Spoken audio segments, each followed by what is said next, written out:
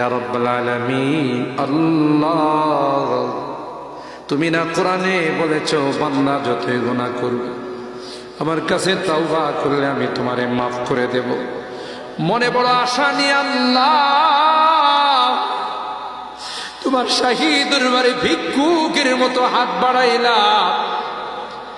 তুমি যদি ক্ষমা না করো কে আমাদেরকে ক্ষমা করবে? কে আমাদের মাফ করবে? ভিক্ষুকে একজনের কাছে ভিক্ষা না পেলে আরেকজনের কাছে পায়। এক দুয়ার থেকে বিতাড়িত হলে আরেক দুয়ারে যায়। তোমার দরবার থেকে যদি মাহরুম হয়ে যায়, বিতাড়িত হয়ে যায়, কার কাছে যাব? কে আমাদেরকে ক্ষমা করবে?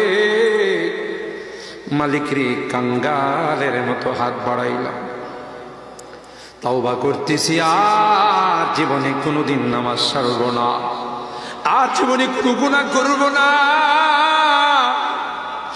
আর জীবনে কোনোদিন বেপরদায় চলব না, আর কোনোদিন সুদী লেনদেন করব না।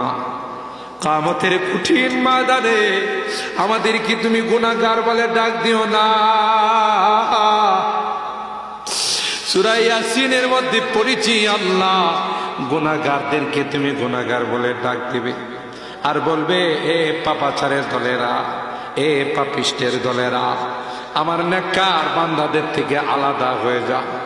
ওই দিন যদি আমাদেরকে নাম ধরে ধরে তুমি ডাক দাও, তোমার সমস্ত নবীদের সামনে লজ্জা পাবো। মালিক রে, আজকে হরিনাদি মাদ্রাসা আবু বকর সিদ্দিক রাদিয়াল্লাহু তাআলা আনহুর নামে মাদ্রাসা তোমার ঘরের সামনে বসে তাওবা করতেছি, আর জীবনে কোনো গুনাহ করব না, আর জীবনে কোনো নাফরমানি করব না। মেহেরবানি করে আমাদের তাওবাগুলোকে কবুল করে নাও ইয়া রাব্বাল আলামিন। এই মাদ্রাসাকে কবুল করে নাও, মাদ্রাসার যত জরুরত আছে গায়বী খাজানা থেকে পূরণ করে দাও। মালিক রে, ছাত্র উস্তাদ এলাকাবাসী কমিটিকে তুমি কবুল করে নাও ইয়া রাব্বাল আলামিন। আল্লাহ, এই মাদ্রাসার কাজে হাত দিবে তোমার কুদরতি খাজানা থেকে কাজটা পূরণ করে দিও। আমি মুসাফির চাইছি আল্লাহ, 3 দিন ব্যাপী কোরআনের তাফসীর শোনার পর একটা মানুষও যায় না। এই বুড়া মানুষগুলো বসে আছে, যুবকরা বসে আছে, মাসুম বাচ্চারা বসে আছে, পর্দার আড়ালের মা বোনরাও বসে হাত তুলছে। মালিক রে, আমার এই বুড়া বাবাদেরকে